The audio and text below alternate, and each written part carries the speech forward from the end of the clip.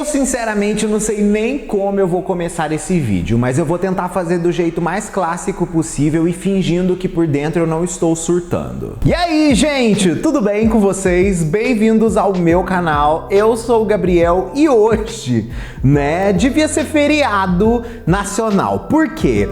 Depois de uma espera absurda, de muita expectativa, assim como também zero spoilers, Luísa Sonza anuncia o tão aguardado terceiro álbum de estúdio dela, que será o incrível Escândalo Íntimo. Esse álbum vai suceder o incrível Doce 22 dela, lançado aí em 2021, e esse álbum Doce 22 foi um disco que marcou uma geração inteira. Então sim, gente, a expectativa tá altíssima nas costas da ex-loira platinada, porque agora ela tem que ficar natural, senão ela vai ficar careca, pra trazer um discão aí para esses gays famintos das farofas de Lulu. Nesse vídeo a gente vai conhecer tudo o que já sabemos sobre esse álbum e principalmente vamos misturar algumas informações do passado, vamos dizer assim, fragmentos de informações que fizeram sentido somente agora com o anúncio do álbum.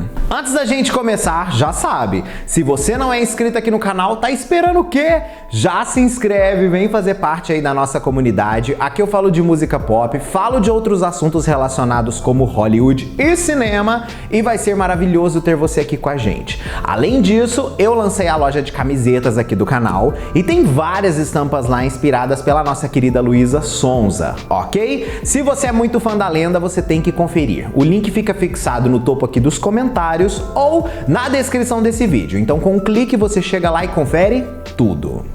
Bom, pra gente poder começar a entender toda a narrativa de Escândalo Íntimo, a gente tem que voltar, sabe aonde, gente? Em dezembro de 2021, porque ali, de fato, os primeiros spoilers, ou vamos dizer assim, fragmentos de spoilers, começaram a circular. Luísa revelou em uma entrevista pro Popline que iria começar a escrever o disco em 2022 e que ele demoraria para sair. Pro ano de 2022, ela afirmou que a sua carreira seria focada em singles de manutenção, assim como também feats e principalmente uma grande turnê de divulgação da Bíblia Doce 22. E assim a bicha fez, né? Ela lançou Cachorrinhas como single de manutenção, entregou até o Caro com o Baco Exu do Blues ali como uma música de trabalho dele, teve Mamacita como outro single de manutenção que foi feat com o xamã dela, teve Coração Cigano com o Luan Santana,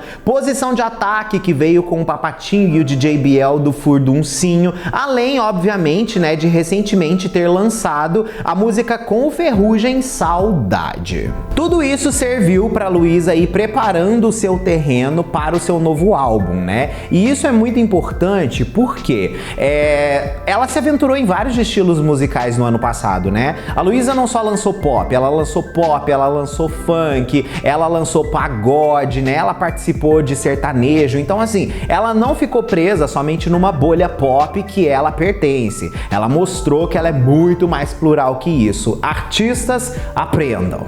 Bom, daí a nossa querida MC Café da Manhã na Cama resolveu revelar algumas outras coisas sobre o novo projeto dela e ela trouxe algumas informações que foram cruciais pra gente poder criar várias fics na nossa cabeça. A princípio, ela havia revelado que resolveu descontar toda a sua raiva, ódio e tristeza nesse novo disco e disse que o projeto teria muitas indiretas. Mas depois, a nossa querida Loira Natural admitiu que o seu próximo álbum estava indo para um lugar muito mais maduro e sóbrio do que os seus outros CDs. Medicada, a lenda. Ela ainda comenta: estou me tornando uma pessoa menos explosiva e isso reflete nas músicas, explicou nossa querida canceriana. Daí eu já puxo o primeiro comentário, gente? Uma das primeiras sessões que rolou desse novo álbum trouxe duas pessoas que já tinham trabalhado com ela no passado. E eu tô falando da Day Lins e da Carol Biazin,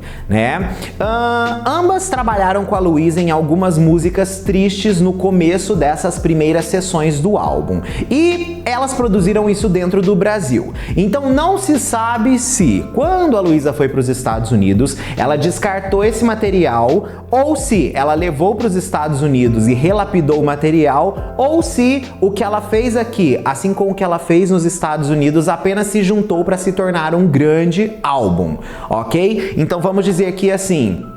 nas sessões dos Estados Unidos, ela produziu uma quantidade de músicas. Aqui no Brasil, ela já tinha produzido uma outra quantidade. Depois, alguém da equipe dela comenta aqui, ou se não, a própria lenda comenta se eu tô louca ou não. Dentro desse conceito de coração partido, né, nossa querida Luísa acabou escrevendo, pelo jeito, a música Penhasco 2. Isso aconteceu em março de 2022, mais em específico no dia 9. Ela também explicou sobre essa evolução do conceito dentro dela, né, com algumas outras entrevistas na mesma época, afirmando o seguinte: estou crescendo e estou respeitando isso artisticamente.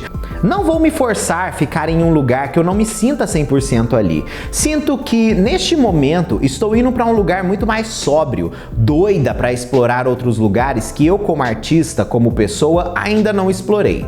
Fiquei num lado muito pop e funk, mas aos poucos estou querendo explorar outros lugares da Luísa. Outras facetas que a Luísa já explorou no Doce 22, mas não tão a fundo. Isso daqui é um ponto muito interessante porque gerou uma discussão nas redes sociais na época que ela falou isso, onde muitos começaram a dizer que ela não faria um disco pop, né? E hora nenhuma ela afirmou isso, ela disse apenas que queria explorar outras facetas, mas a Luísa tem a faceta principal dela dentro do pop, e o pop, hoje em dia, ele se funde com diversos outros gêneros de música. Então, assim, não tem como a gente dizer que ela sairia totalmente daquilo e faria um disco contra a cultura que ela mesma construiu, né? Então, assim, gerou essa confusão nas redes sociais, mas com o tempo isso acabou sendo mais bem explicado.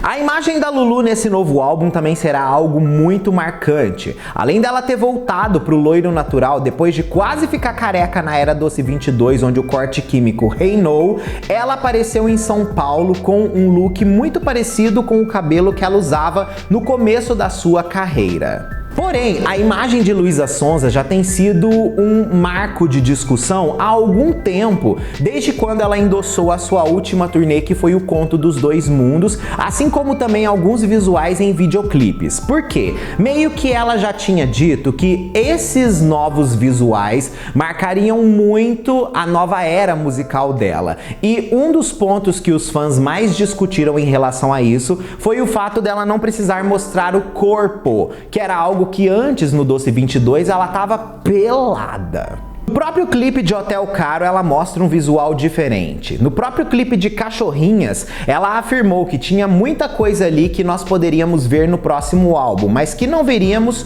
tudo. Ela ainda afirma: tem coisas que vão ficar e tem coisas que vão embora. Prefiro que os fãs notem mais o que vai ficar do que o que vai estar se perdendo.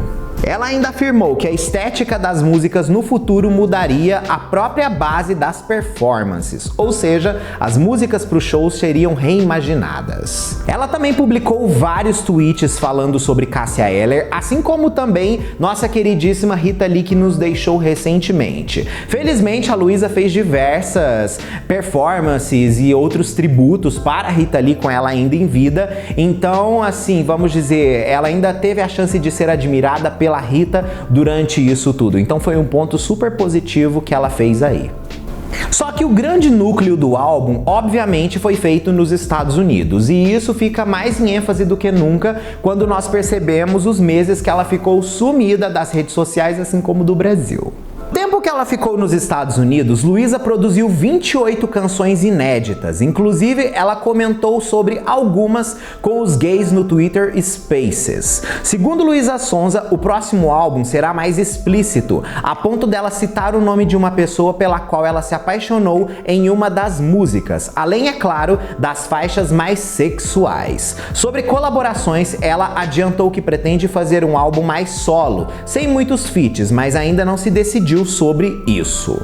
Quando ela falou sobre esse ponto da música ser mais explícita sobre o relacionamento dela, ela estava falando do Chico, porque tem uma música confirmada dentro do álbum chamada Chico. E o relacionamento dela com o Chico Veiga tem sido muito comentado nas redes sociais, porque eles estão num overlove. Então vamos dizer que, tipo assim, é uma ótima fonte de inspiração você tá vivendo esse tipo de coisa dentro de você. Então eu acho que a Luísa vai ser muito verdadeira nessa música, assim como ela foi muito verdadeira também em Penhasco quando ela tava na bosta.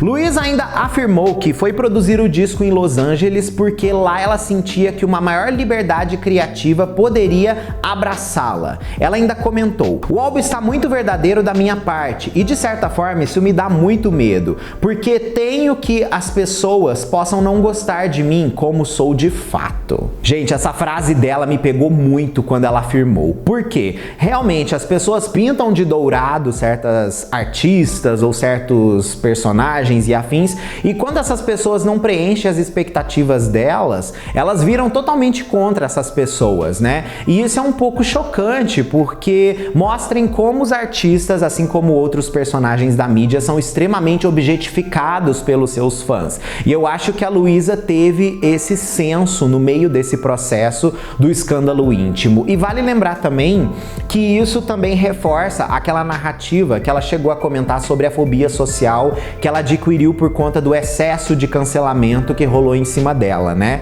Então, assim, tudo pra ela agora tá sendo, assim, muito verdadeiro e único, porque ela já não tem mais nada a perder, sabe? Então, assim, eu acho que é esse tipo de coisa que a gente tem que valorizar no trabalho da loura. Apesar de Luísa ter optado por fazer um produto com uma cara mais internacionalizada, ela lembrou todo mundo que o disco é extremamente brasileiro e a maioria das músicas são em português. Parte do disco foi produzida, por exemplo, pelo lendário Tommy Brown, que trabalhou com Ariana Grande, Blackpink, Justin Bieber, assim como também The Weeknd.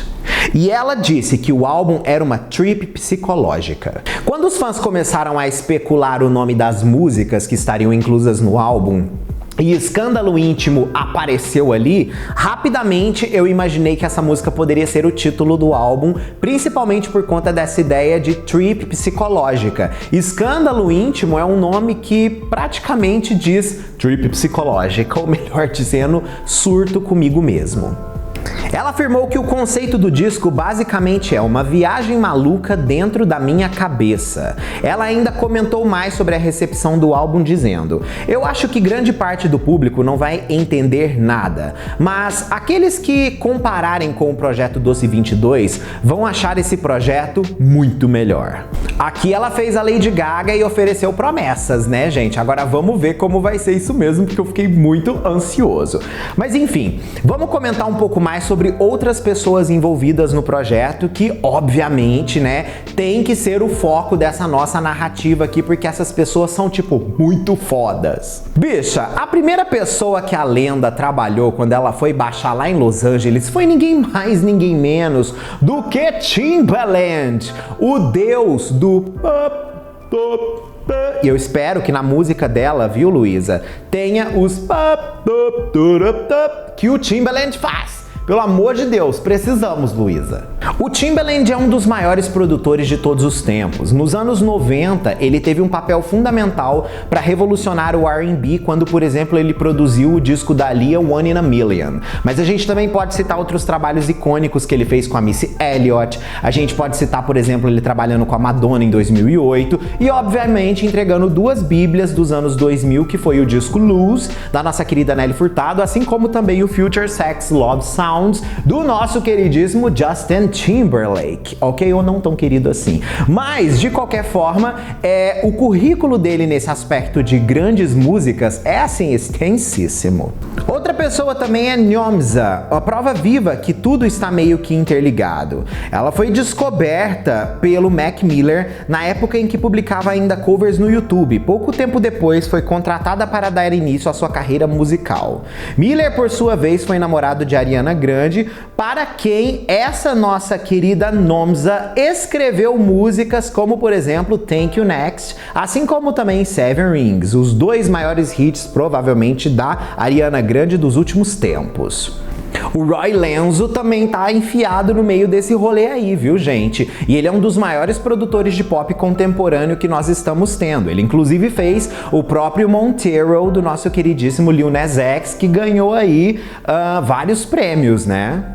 Pra vocês terem uma ideia, ele produziu o hitaço Call Me By Your Name, assim como também Industry Baby. Ela também produziu com o Douglas Moda, que foi uma outra pessoa que já havia trabalhado com ela no passado, mas em específico no disco Doce 22, né? Tem dedão dele ali, e mais uma vez ela retoma essa parceria, o que eu achei 10 de 10. Jenny Mocelo mais uma vez trabalhou com Luísa, viu? Ela embarcou inclusive para Los Angeles com a lenda, junto com uma grande equipe para mergulhar de cabeça nos preparativos desse novo álbum. Ela inclusive divide o seu tempo entre cantar e compor, e já chegou a trabalhar com Luísa no Doce 22, resultando, por exemplo, no hit Anaconda.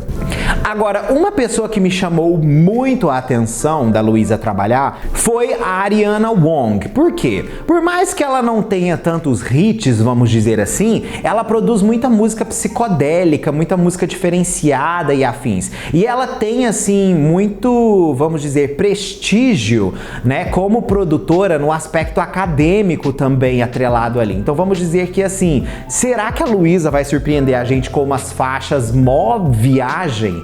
Pode ser muito possível que a gente vai viver isso. Imagina a Luísa tipo num trip hop. Eu acho que vai ser um surto completo. Carolzinha também compôs junto com a nossa querida Lulu, tá, gente? A Carolzinha, na verdade, ela faz parte de um duo musical chamado Vitória e Carol, mas só ela foi com a Luísa mexer nesse novo disco aí.